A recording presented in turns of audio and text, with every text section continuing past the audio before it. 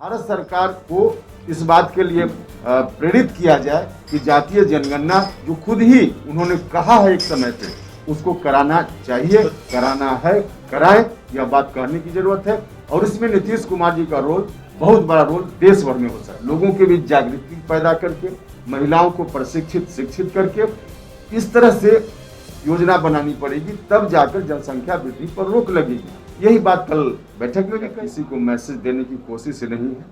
पुरानी सोच है हमारी पार्टी की और नीतीश कुमार जी, और वह सोच अपनी जगह पूर्णतः दुरुस्त है। जनसंख्या वृद्धि पर रोक आवश्यक है, इससे कोई इनकार नहीं कर रहा है।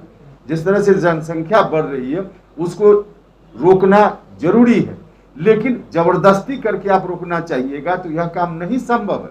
लोगों के बीच जागृति पैदा करके, महिलाओं को प्रशिक्षित शिक्षित करके इस तरह से योजना बनानी पड़ेगी, तब जाकर जनसंख्या वृद्धि पर रोक लगेगी। यही बात कल बैठक में भी कही। सर, आपके बारे में ये कहा जाता है कि आप जब भी कहीं दौरे पे जा रहे हैं और आपका जो बयान आ रहा है वो बीजेपी के खिलाफ एक तरीके से दिख रहा है, तो ये कोई खास वजह है क्या कि उपेंद्र कुशवाहा का बयान? मेरा कौन सा बयान भारतीय जनता पार्टी के खिलाफ है? कई बार जातीय जनगणना की बात, जातीय जनगणना की बात पार्टी की बात है, जनसंख्या नियंत्रण भी पार्टी की बात है। इसमें भारतीय जनता पार्टी के खिलाफ जानबूझ के उपेंद्र कुशवाहा कोई बोल रहा, कोई एक भी तो उस तरह का उदाहरण हमको मिले। हाँ, पार्टी का जो बिल्कुल कोर्स पार्टी की सोच है, उस सोच को हम उजागर करते हैं। पार्टी के हम वकील हैं, तो स्वाभाविक रूप से पार्टी सोशल जस्टिस और सेकुलरिज्म के आधार पर गठित हमारी पार्टी है। सेकुलरिज्म से कभी हम समझौता नहीं कर सकते हैं, सोशल जस्टिस से हम कभी समझौता नहीं कर सकते हैं। इन बातों की चर्चा हम करेंगे, लोगों के बीच जाएंगे। अब इसके लिए किसी को अदरवाइज लगता है तो मुझको लगता है कि नहीं लगना चाहिए। ओम प्रकाश चौटाला से आज मुख्यमंत्री नीतीश कुमार मिल रहे हैं जातीय जनगणना को लेकर। तेजस्वी यादव ने नीतीश कुमार से मुलाकात की थी, तो क्या लग रहा है कि देश में जो है नीतीश कुमार जातीय जनगणना को लेकर नेतृत्व करेंगे और प्रधानमंत्री से जब मिलेंगे और जातीय जनगणना के लिए ओके करवाएंगे? देखिए, देश के स्तर पे आज एक माहौल बनाने की जरूरत है जातीय जनगणना को लेकर, क्योंकि 2021 अभी हर 10 साल पर सेंसस देश में होता है। 2021 में होना है, कोरोना के चलते थोड़ा विलम्ब हो सकता है। अगर इस बार नहीं हुआ तो फिर अगला 10 साल इंतजार करना पड़ेगा, और तब तक इतना नुकसान, रोज नुकसान हो रहा है, और इस नुकसान को अगर आगे 10 साल के लिए और बढ़ा दिया जाए तो यह किसी के साथ न्याय नहीं होगा।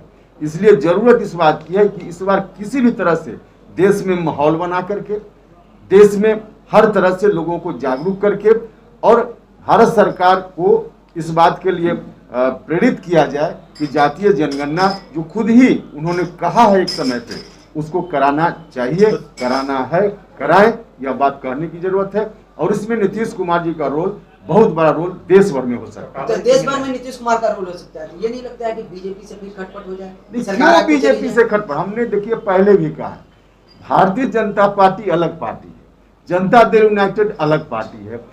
कई मुद्दों पर उनकी राय अलग हो सकती है, हमारी राय अलग हो सकती है। तो इस तरह के मुद्दों पर हमारी राय उनकी राय में है, अलग अलग हम लोग हैं, इसमें कहाँ कोई जुड़ा है। बीजेपी के नेता कहते हैं सर कि सामाजिक ताना बाना छिन्न भिन्न हो जाएगा अगर जातिगत जनगणना होती है, तो आखिर इस तरह की बातें क्यों कर रहे हैं? देखिए, धर्म के आधार पे तो गिनती होती है, तो उसको भी बंद कर देना चाहिए, क्योंकि धार्मिक फिर उससे भी ताना बाना बिगड़ता है। कहीं से ताना बाना बिगड़ने जैसी बात नहीं है। जो ताना बाना बिगड़ने की बात है, जातीय जनगणना से और ताना बाना ठीक होगा, सामाजिक समरसता आएगी, इससे कहीं बिगड़ेगा नहीं बल्कि सामाजिक समरसता आएगी, और इसकी आवश्यकता है। देखिए, जो ओबीसी की जातियां हैं, ओबीसी में भी कुछ जाति ऐसी है जो सबसे ज्यादा लाभ ले रही है, और बहुत सारी जातियां हैं जिनको आज तक कोई लाभ नहीं मिला। एससी में भी उसी तरह की स्थिति है। देश के स्तर पर आकलन है कि एससी में भी कुछ जात ऐसी है जिनको आरक्षण से लेकर बाकी जो लाभ भी सरकार दे रही है, या ओबीसी में भी कुछ लोग ले रहे हैं, बाकी लोगों को नहीं मिल रहा है इसका लाभ। आखिर कब लाभ मिलेगा? और उनको लाभ मिले इसके जरूरी है कि उनकी संख्या कितनी है, इनकी संख्या कितनी है, सबकी संख्या अलग अलग कितनी है, इसकी गणना बहुत आवश्यक है। क्या पार्टी उत्तर प्रदेश चुनाव की तैयारी कर रही है? क्या आप लोग लड़ेंगे वहाँ? हाँ, निश्चित रूप से कल की बैठक में इस बात पर भी चर्चा हुई कि जहाँ जहाँ चुनाव हो रहा है इंक्लूडिंग उत्तर प्रदेश, वहाँ पार्टी तैयारी कर ही रही है और हम चुनाव लड़ेंगे। नीतीश कुमार ने कहा था पार्टी बाइक की खड़ी बैठक में है, कि वो उपेंद्र तो कुशवाहा जी की जो इच्छा है उसकी पूर्ति होगी। क्या इस बैठक में कुछ नहीं ना, पार्टी जो पार्टी की इच्छा है वही उपेंद्र कुशवाहा की इच्छा है। हमने कहा कि नंबर 1 पार्टी बिहार में बनाना है जेडीयू को, तो यही इच्छा हमारी है और पार्टी की इच्छा है, उसमें कोई अलग से अर्थ लगाने की जरूरत नहीं। अच्छा निकल रहे हैं यात्रा पर, कहाँ जाए क्या? देखिए, हमारी यात्रा जो पूरे बिहार के लिए निर्धारित है, हमने 2 चरण की यात्रा समाप्त कर ली है और तीसरे चरण की यात्रा में हम निकल रहे हैं। अभी यहाँ से जाएंगे नौगछिया और आज नौगछिया रात्रि विश्राम होगा, कल भागलपुर, उसके दूसरे दिन बांका, उसके तीसरे दिन जमुई, फिर शेखपुरा, नवादा करते हुए 7 को हम यहाँ लौटेंगे। तो तीसरा चरण का यह कार्यक्रम है और उसके बाद आगे आने वाले दिनों में बाकी चरणों में भी कार्यक्रम संपन्न होगा। सर एक सवाल था मेरा, थोड़ा अलग हटके है। हर नागरिक को किसी भी धर्म को अपनाने का अधिकार है, अपनी मर्जी से वो शादी भी कर सकता है, लेकिन जो धर्म के ठेकेदार हैं वो कहीं ना कहीं बाहुबल माने जो अधिक धर्म है और दूसरे धर्म में कन्वर्ट हो रहे हैं, तो कहीं ना कहीं देश जो है वो कमजोर होता दिख रहा है। देखिए, सबसे पहले तो धर्म का ठेकेदार किसी को होना ही नहीं चाहिए। धर्म व्यक्तिगत चीज है, हमारे लिए, आपके लिए, सबके लिए।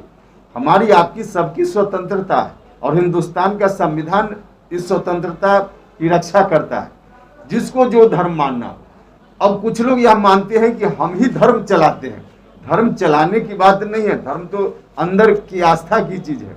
तो उसके आधार पे अगर कहीं कोई बात होती है और लोगों की ओर से यह कहते हुए कि हम ही खास धर्म के हितैषी हैं, इसलिए इसकी रक्षा हम करेंगे और धर्म का कोई परिवर्तन कर रहा है वह गलत है, तो उनका एक्शन गलत है।